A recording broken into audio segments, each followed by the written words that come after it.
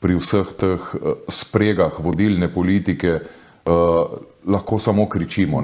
Saj doskrat slišim, da vi v opoziciji se nič ne naredite. Ne? Ampak jaz ne vem, jaz lahko kričim, dokler se mi ne stemni pred očmi, opozarjam, delam, na koncu pa reče, ste vsi isti. Ne, to je narobe, no, jaz nikoli ne rečem, vsi so isti, za vas lahko rečem, da niste isti. Jaz sem bil zelo vesel, ko so bili vsaj v prejšnji vladi tudi neki standardi postavljeni, ne glede na to, za kakšen znesek je ali pa kakšno ravnanje, če je sporno oziroma prepoznano kot sporno, nedvomno.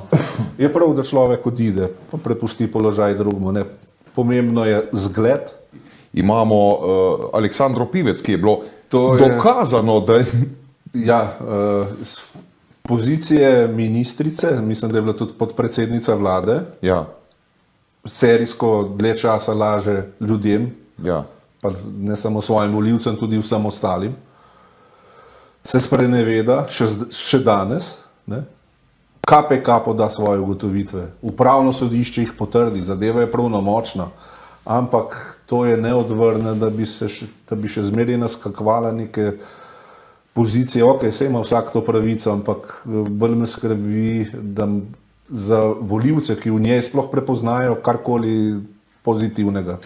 Ne gre zdaj za tiste mehne zneske, ali ne vem, koliko so bile tiste nočitve za sinove, pa karkoli. Je tudi to problem, ne? Pravijo eni, to je mala riba. Ja, vseeno, ali je mala ali velika.